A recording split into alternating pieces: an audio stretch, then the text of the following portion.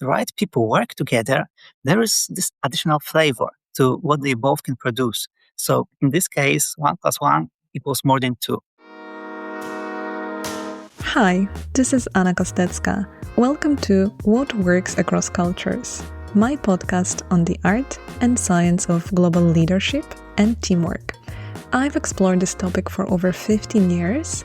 Now I'm bringing experts from all around the world to talk about how culture shapes the way we lead, communicate, and collaborate. And of course, what works across cultures. Join our conversation. Welcome. In this episode, we'll talk about creativity and how culture impacts it. I chose the topic of creativity because creativity is a super skill for the future. As always, I have a disclaimer for you. We are going to be talking about cultural differences, so the patterns and how people tend to behave and how we make sense of behaviors of others. And just to be clear, this does not mean that everyone will act in the same way. People are complex, and culture is only one of many things that impact how we think and behave. Today, I invited Paweł Karpiuk, Senior Training and Development Specialist at CD Projekt Red, a Polish video game company best known for the Witcher series and Cyberpunk 2077.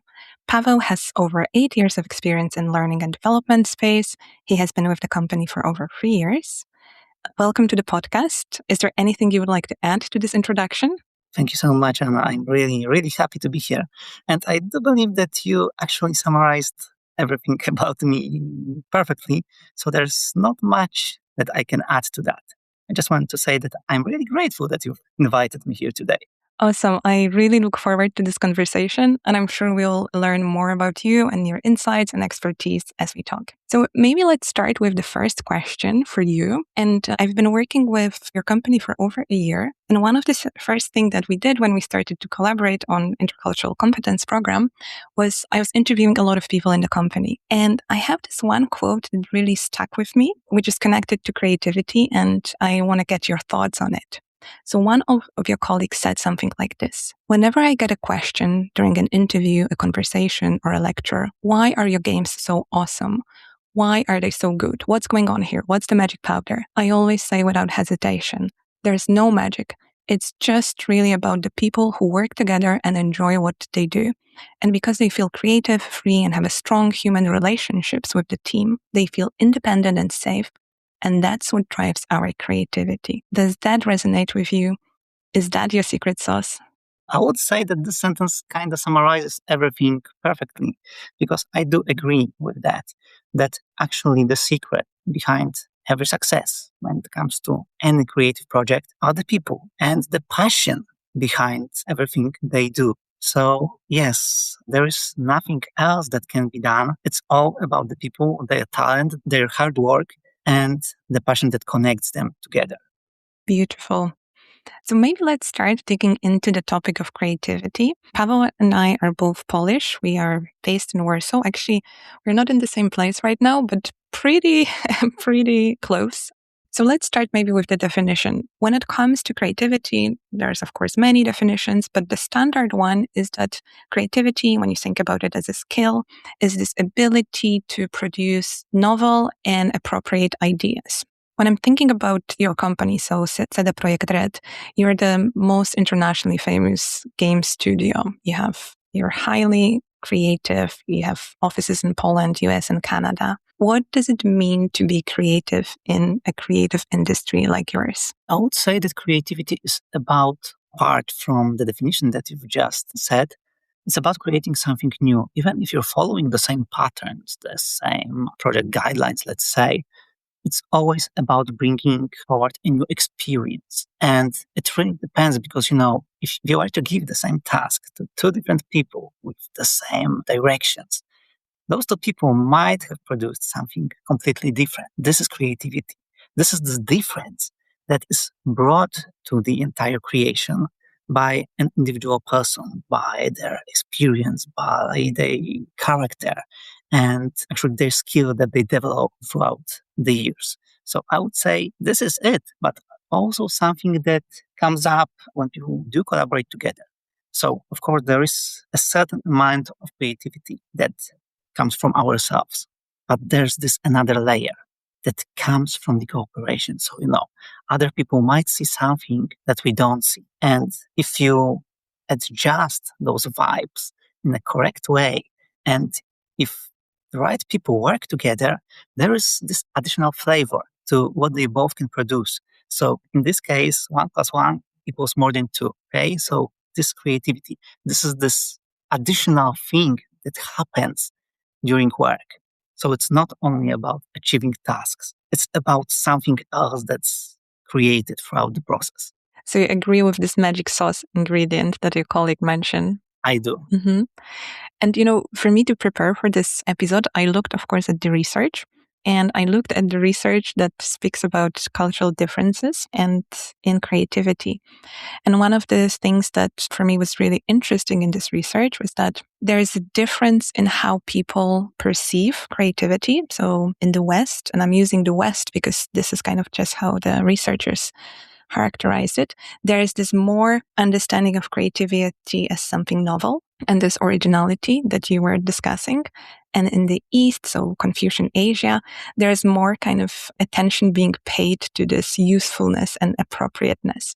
So what you just said about creativity in the creative industry like yours was about this newness, right? Coming up with something new and unique. So if I may add something to that, although I do agree that, in terms of course, running a business, it is important for this creative thing, this project, this art to be useful. But in a more broader sense, in a general way, I would say that art per se doesn't have to be useful. This is this additional thing. So, whenever I see, let's say, murals around the city, a lot of those are being created like, there's no broader sense to that. Of course, nowadays, murals are treated as a form of advertising, let's say.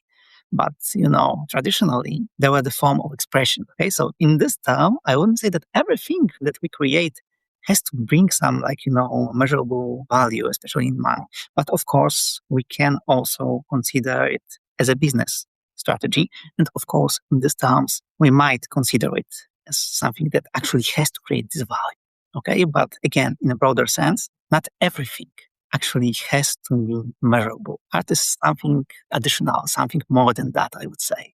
I want to ask about cultural values. So the Witcher series was the game that really made your company really successful, and the game is well known all around the world. And it really kind of brought this Eastern European storytelling into the global mainstream. How do cultural values show up in games, in game narratives? Do they actually show up? Well, I do believe that they do show up, especially in terms of this feeling. This is something difficult to describe, actually. Like, from my example, when I read the Witcher series when I was a teenager, I do remember seeing names of, monsters or creatures from legends.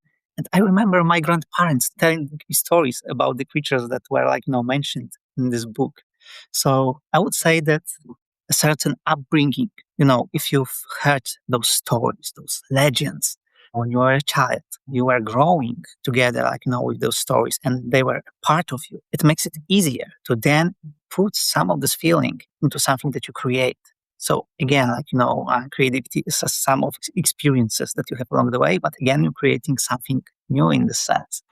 And I do believe that, the people who actually created the entire Witcher series, their strong point was that they had this feeling already. Of course, everyone had to do their research, especially if you're creating an adaptation of a book. You also have to know the source material. But yeah, I would say that this is something that we bring into the game. So this is something that everyone knew. Those stories that we've been told, well, not everyone, the entire Europe actually, or in the entire world, knew the same stories. And since Polish culture seems to favor stories that are kind of dark, well, maybe not only Polish, because, let's say German stories, for example, they're also dark. But this is it. It's it's something completely different than any fairy tales that always have those happy endings when the morals are clear. For people who actually grew up in Poland, who know one's history, we know that not everything is again, morally clear. There's this gray area. And since we all understand it, it was easy and natural, I suspect, for the people who actually created the entire world to actually show it. And since this is one of the, let's say, flagships of Polish culture, I'm happy that the entire world had a chance to actually experience it, this additional perspective. And of course, same goes for other countries, whenever you play a game that was created by people from other countries, you also experience something new. You also experience their own perspective. So I would say this, especially game dev, but also filmmaking, writing books and so on. It's a great opportunity to share something new with the world. And this is also opportunity to learn for everyone, not only on this, in this sense of learning new stuff, like in the school, but deepening your knowledge about the entire world. So I'm kind of drifting away from the original question, I guess.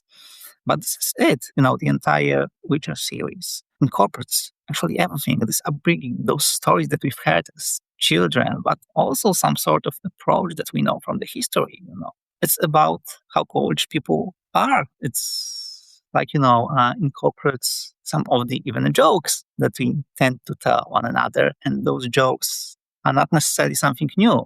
I mean, of course, humor is also a part of culture. And it's there. And it's really important that, again, the whole world had the chance to experience it. It might be similar to, other products, let's say, of other cultures, but there's some unique flavor to it. And yeah, that's pretty much it. I think it answered the question perfectly. So you do see those cultural values and some specific things about Polish culture, which we'll dig into for sure in a moment. Now, when I'm thinking about, so you have those cultural elements in the games themselves, but also in your role, you support so many different teams at CD Projekt Red. So based on your experience and expertise, what helps teams to be more creative? I think that the most basic thing that actually helps people being creative is simply creating a safe space. A space where people can share ideas, a space where people can make mistakes. Because, whenever you're creating something, it's like you have a ton of ideas and you choose only a few out of those. So it's it's like a classical brainstorming, right? You have a lot of stuff and you have to choose only some of those. And if people do trust each other, they are not afraid to generate more ideas. And of course, at a certain moment, you might decide if something's more suitable, if something fits better into the entire concept that you're working on, the entire project. And if people are not afraid of creating those ideas, it actually gives their creativity so much boost, but also giving people time. It also helps a lot. And of course, a certain space, because again, it's about people, it's about feeling comfortable with what you're working on. And if you see some limitations, even in terms of, again, the space that you're working in, it also can affect this creativity. And, of course, I'm let's say generalizing. Each person has their own approach to creativity. Each person might have different creative processes. But again, this kind of the same in terms of different people with different processes. So if they do have space, if they do have time, and if they do trust each other to actually clash their ideas and discuss it, this safe space makes a total difference and gives creativity a great boost. Mm-hmm. And from the perspective of kind of like a Polish culture, what would you say that makes people trust one another? I would say that we do have a certain attention to detail. And of course, it might sound as if I'm contradicting my previous answer. So again, we want to generate a lot of ideas, but in the end, Polish people want everything to fit perfectly together. Okay, so there has to be a logic, some sense behind it. I believe this is it. So, it doesn't matter whether you're working on a wonderful story or a simple project that has nothing to do with creating the game itself. If you're working as a support team, we do pay attention to detail. I mean, we as Polish people, we have to be able to answer any question. We do tend to ask, okay, why, and why? And we want to find the answers to each why. So this is it. And again, although creativity is like, an endless ocean of like, different waves and tides. I do say that in the end, I believe that people actually want something to come together, like, perfectly. You want those puzzles to fit in together. So this is it. We're starting like, with a lot of ideas, but we want everything to be perfect in the end. So this attention to detail, I would say, is something that's kind of characteristic to Polish culture. And this kind of also affects the way that we sometimes communicate. So we tend to sometimes forget about, let's say, saying that, hey, we appreciate everything that works perfectly. That is good in the project. And we start with fixing what we think might need some adjustments. So this is also something like, something really important, again, from my experience, is that, okay, we see that even if everything works fine and there is one thing that we can improve, we tend to focus on this improvement. And it might sound like a negative approach to some topics. Nope, we want everything to be perfect. So this is why we sometimes forget about this appreciation, about saying how excited we are about everything done, created. Yeah, this is actually a pattern that comes out quite a lot when we work with teams, for example, from Poland and North America, where you have much more positive feedback. And I really appreciate how you explain where is this coming from in terms of kind of the perspective of the Polish teams. Why do we really focus on this 1% that actually needs to be improved? Oftentimes when I talk about positive feedback in Polish culture, I give this example of a thing that my mom says sometimes, which is the highest form of praise, which is nie ma się do czego przyczepić, which means that there is nothing I can find to kind of, improve in it. So I think that gives you a little bit of a sense of if this is the high form of praise, like our mind does go to this 1%. You said that both of your answers might be contradictory, but I actually see them a little bit more as tensions or paradoxes where kind of two things, can be right at the same time. And I want to have your thoughts on this idea of Polish brand. So not many people know this, but in the early 2000s, so Poland hasn't been a democratic country for such a long time then. So now it's maybe 40 years.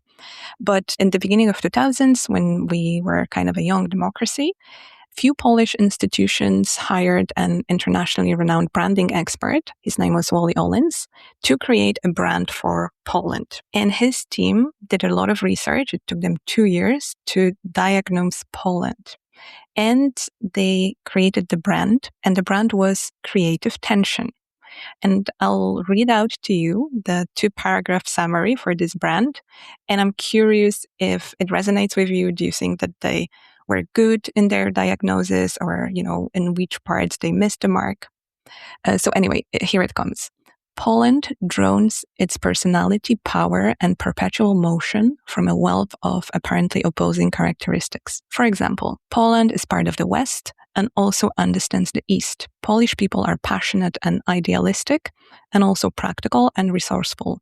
The Polish character is ambitious and also down to earth. These tensions create a restlessness, unsatisfied with the status quo, and boisterousness that is always stimulating and often astonishing. This creative tension is why Poland produces so many entrepreneurs, artists, and sports people. It is why Poland is constantly changing and evolving, sometimes tumultuously. And it's why Poland has always tried to achieve the impossible, the seemingly impossible, and often succeeded. So does that resonate? Did he captured it well, or where did he miss the mark?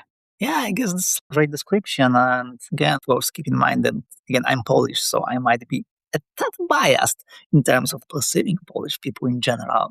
But I do agree that since I was born in, let's say, like in a free Poland already, but I do remember the stories from my parents, how they tried to, to set up companies and so on back in the day. And I always hear that people tend to, they used to operate within some certain limitations in terms of law regulations, in terms of limited resources, and so on. And this is something that actually resonates with this creative tension because people always had to come up with ideas how to deal with those problems. And this was, again, some sort of creativity in this stuff. So again, creativity doesn't necessarily have to be connected with art itself, but it's about finding solutions, I'd say. And I do believe that Polish people are good at finding solutions, sometimes completely out of, we tend to even sometimes break some rules, let's say, not follow patterns, but we do try to achieve something. Once we set our minds to achieving one goal, we sometimes find different roads that lead towards achieving this goal. And I think that this creative tension, I do like the distinction between being a part of East and West, because we were strongly influenced by the Eastern culture while still looking forward to be the part of the West. And this clash was visible years ago. And I think that it's still visible, like those ripples on the top of the water. There was a splash that was this change of the political structure of the country, and we'll still see some results. It might change in the following years, of course, but I think that we still have this in our blood. So we're looking for solutions, even if we don't have resources, even if something, even one entire world works against us. So this is this aspect of actually Polish culture that I notice, not only in my work, but in my personal life. I'm thinking about this Polish word that actually does not have an equivalent in any other language, at least not that I know. If you do, please let me know. But we say kombinować, which is exactly this kind of working around the rules, kind of coming up with the solutions that are out of the box, not necessarily following the rules, not necessarily breaking them, but this kind of a mindset of, kind of figuring things out. I'm actually thinking also about, there's this concept in an Indian culture, jugaad, this kind of frugal innovation, which I think in some ways is similar to what you will find in our Polish culture. Yeah, I really like this approach that whenever you discuss any problem with any Polish person, even if we are unable to find a solution right away, we tend to say, we'll manage somehow. Jakoś to będzie, or ogarniemy. We'll do this somehow. And I really like this approach because I feel that people do believe this when they say this. Okay, we'll manage somehow. And again, they're pretty sure that we'll find the solution to any problem, even if they don't know how yet. And usually they do find solutions. Mm-hmm. So this is this doing seemingly impossible. For me, also in this kind of diagnosis of Poland, what I like is this kind of power of opposing characteristics. There is actually this one proverb, Polish proverb, which is for me, it's not directly connected to creativity, but in some ways for me it is. So you say when you have two poles, you have three opinions. And I think that kind of highlights that we like to discuss things. And oftentimes there are a lot of opposing views that clash. And I think out of it, oftentimes interesting things come up when we are able to do that. Yes, but I do remember that years ago when I've heard this saying for the first time about two people, three opinions. I perceived it as something negative, there was a negative connotation to this proverb. But right now, I don't think it's something bad. Again, it's about generating ideas. It's about this additional value. This, like I mentioned before, 1 + 1 in this case might be more than 2. So I would rather encourage people to actually build upon this, that we can generate something more when we're working together. And those opinions, of course, if we stick to the definition of an opinion, of course, then the problem makes completely different sense. But I do agree that we can achieve more while working together because we clash perspectives. We can discuss some stuff, and along the way, we learn something new, which adds to our personal experiences. So in these terms, I kind of changed my approach towards the saying. So I actually do like the fact that whenever there are 2 or more people, they generate even more than they would generate separately in terms of opinions and ideas. I think a similar evolution with this saying, and I think now I like it because it kind of normalizes this part of storming, where you can have opposing actually ideas. So first idea would be this, the second one would be something completely different and contradictory. So I think I had a similar evolution in this saying. So we talk about what is important for creativity. You talk about safety, creating an environment when people have time, when they trust one another, where from the Polish perspective, people know why we're doing something, and this attention to details. We talk about this opposing characteristics. and creative tension as a diagnosis for Poland. And I want to ask you, where do you see the value that different cultural perspectives bring? And sometimes they might be opposing. And of course, when I introduced CD Projekt Red, I said it's a Polish company, but you're actually a global company.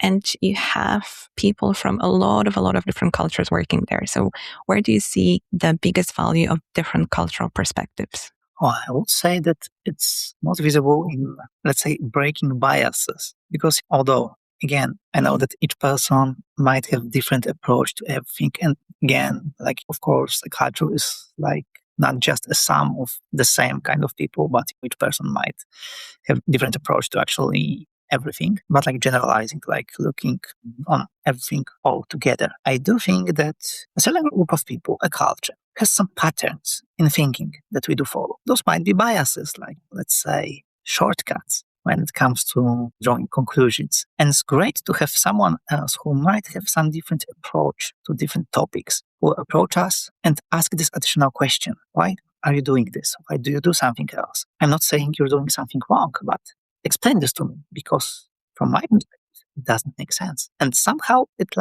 gives us another angle, as Polish people.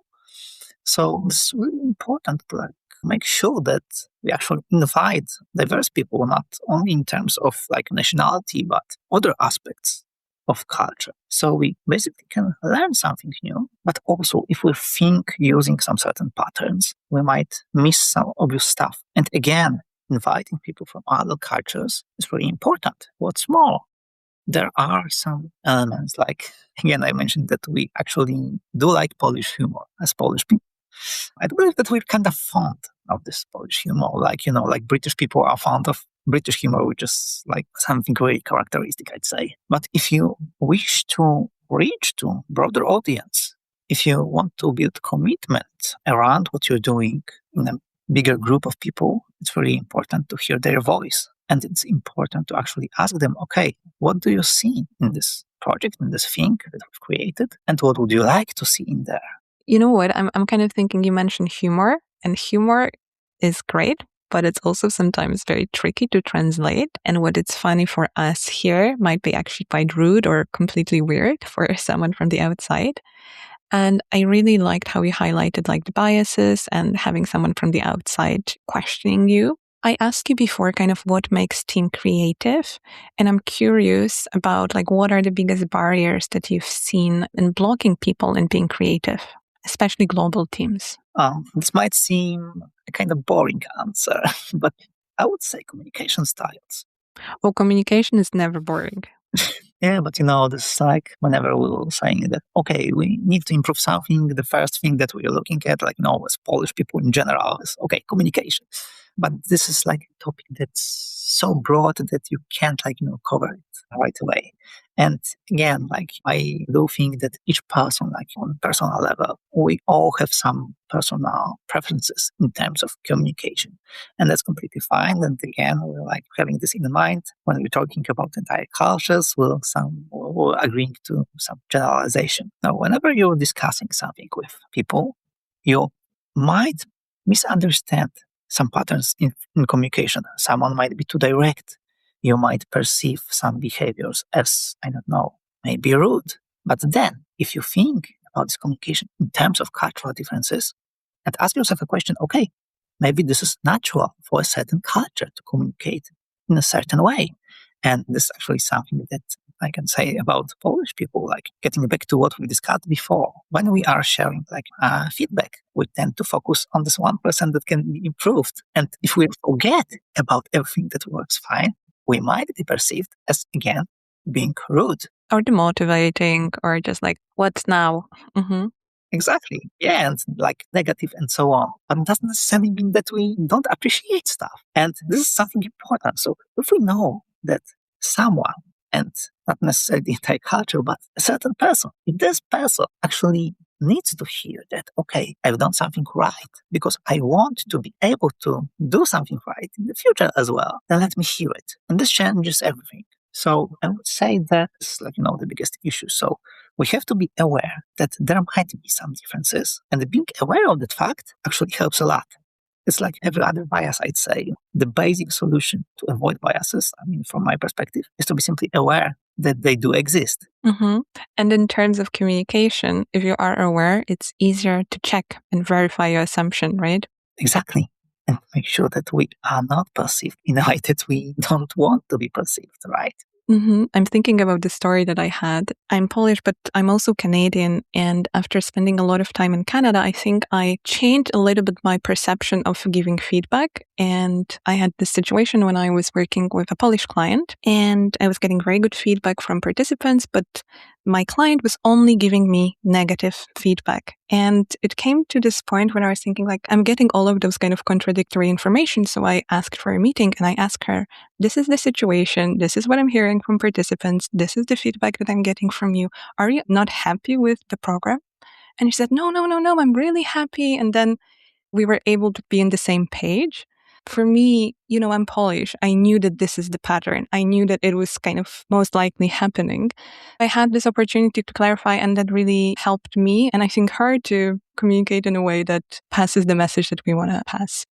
I think it's a really interesting answer to what is the barrier to creativity. So communication and actually miscommunication in global teams. Mm-hmm. I think it's really spot on. This is something basic, right? Like there might be some, more advanced techniques, let's say, to boost this creativity while working like in multinational teams. But again, it always starts with communication and those preferences. So I would say that before we dig deeper, before we look for other methods of improving this creativity and collaboration, we should start with communication flow. Because global teams actually have a lot of ingredients that help with creativity, like different cultures, different languages. So there is a lot of raw material. It's about kind of making it work. What would you say are the unique strengths that Poles bring to the creative process? Again, I do think that this certain attention to detail is something that actually works pretty well in the entire creative process. But again, generating a lot of ideas is also some sort of a Polish trait. So, finding the balance between those two might be sometimes challenging because, we have a lot of ideas, but we want to create something perfect at the same time. And actually, the entire journey between those 2 points might be something challenging. Balancing those two kind of opposites in some ways. Yeah, and I do feel that Polish people actually manage it pretty well. From the very general set of ideas to something that works perfect together. So I would say this is it. Mm-hmm. And based on your experience, what do people tend to get wrong when they work with colleagues from Poland? Yeah, I think that a lot of people actually, and this is something that I've also heard since I actually started working in L&D in general, is something that our intentions might not always be clear. And it's not because those intentions are not right or something like that. We simply sometimes forget to actually state what do we want to achieve before we actually start working. Again, this might be this communication approach or something like that. And, in terms of, again, sorry, I'm getting back to this example, but this actually fits pretty well here as well. So whenever we're laser focusing on some element that we want to improve, other people don't understand our intention. So my intention might be, okay, I see something where it's good and I want it to be perfect. And I really appreciate other stuff. If I don't make sure that people actually understand this intention, they might perceive me as a person who actually doesn't care about everything they done right. They might perceive me as a person who just wants to find this one sour grain that actually doesn't fit the entire focus. But if I start with, hey, my intention here is to make sure that everything that you've done is actually perfect, it's spotless. This is why I'm working on this particular detail. This might do wonders. So I would say this is something really bold, because our intentions might not be always clear, even if they are good. I think a lot of times it's not clear if we don't state. I think the way we communicate, a lot of times we think that some things are obvious, so we don't have to state them. But of course, if you work cross-culturally, that doesn't apply. And when you were giving this example, I thought about a particular example from my work. It wasn't from your company, but I had this team of developers that were collaborating with the US, and the US team presented something. And the Polish team actually really loved what they presented, and they got really engaged into the discussion, and they were kind of challenging certain things, saying how different things can be improved. But from their perspective, it was, yeah, this is great. Like, I'm engaged. I want to make it even better. But the US team thought that the Poles hated their solution. So it was a complete misunderstanding. Good example, because of those intentions might be might be right. But this is this miscommunication. We don't understand our motivations. And there's this book by Stephen Covey. It's called The Speed of Trust.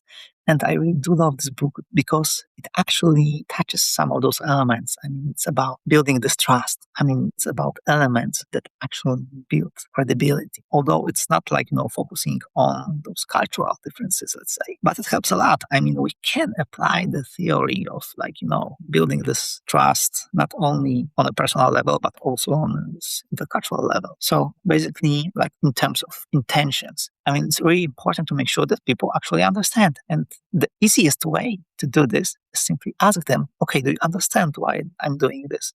But, having in mind that people might interpret some behaviors in a certain way, they don't have to, of course, but they might, should give you some idea that, hey, maybe I should make sure that we understand one another. And again, this is a simple solution that does wonders. Simply asking people, hey, is everything clear for you? I mean, do you need me to ask something, clarify something? And the more specific you are when you ask these questions, the better the result and closer the collaboration. I would also say that even asking the question, what was unclear, makes it even easier to understand it, right? Because you're kind of normalizing that some things were unclear in what you said. So great tips for Poles that work on international teams. Our intention oftentimes are not clear, and if we do not state them, people might misinterpret our, critique for criticism and not engagement and really wanting to help. So that's one.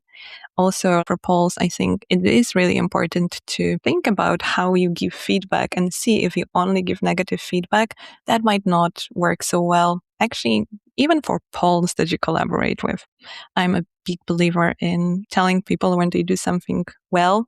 I do notice some sort of a level evolution comes to the approach to feedback in Poland. So basically, I do remember that, when I started working after my studies, feedback was usually associated with this, let's say, negative information about hey, you did something wrong, you should improve in here. And now I see that more people actually understand that appreciation is as valuable or even more valuable, because we tend to forget about this appreciation, right? Let's say encouraging feedback. And so, this is it. If you don't tell people that they do something right, well, they won't know that they do something right, that they should do more of that. Yes, absolutely. What do you think are the most important things you want the listeners to remember and know about creativity and the Polish perspective as well? I would like you all to actually remember that creativity doesn't have to be necessarily connected to only art. Of course, it's usually associated with art, painting, music, etc. But creativity actually is something that is visible in every aspect of life. You can be creative even if you work in the area that doesn't seem to be creative. I know you can be creative in terms of, creating spreadsheets. Because again, this is a certain approach, a certain mindset, I would say, that's focused on problem solving, creating some outcomes that doesn't necessarily follow some patterns. And I do believe that this is really important to actually realize that in a way, we are all creative, just to make sure that actually people don't understand that creativity is a part of life, not something that relates only to chosen people. Paweł, I always ask this question at the end of an episode. What was the most valuable part of this conversation for you? Whenever I have this kind of conversations, I always find it kind of refreshing, because it's easy to say some stuff. It's not rocket science to actually come up with solutions like state your intentions, communicate in a clear way, or something like that. This conversation actually reminds me that, okay, if I were to analyze, let's say the previous week, for example, I do feel that I did not always actually follow my own advice. So this is eye-opening. And I do think that actually having this sort of conversations is also important. It's kind of like a retrospective on a certain area of life. And I do think that I will have some action points for myself after this conversation to actually follow through to make sure that I actually navigate some potential differences and challenges in a different way. So thank you so much for that, because again, I tend to forget about those obvious things. Thank you. And thank you for sharing your insights and tips. And I think for me, it's always interesting when I discuss culture that I'm a part of with someone else, because you do actually tend to reflect on your experience, your way of thinking, and it gives you new tools. And I think with this intention, I do sometimes also forget to state my intention. And it would be much more helpful if I do it all the time. So thank you for that. I will listen to the episode as well, and I will have some action items for myself for sure. Paweł, thank you so much for the conversation. I will add some additional materials in the description of the episode so you can check the studies on creativity and culture, how it impacts it. I'll give you maybe the link to the book that Paweł you mentioned and the description of Creative Tension if you want to hear a little bit and read a little bit more about the Polish brand. Everyone, thank you so much for listening. I'll see you next month when you will hear about work-life balance from the Scandinavian perspective. And if you enjoy the conversation, please follow the podcast, share it with your friends, and see you next month.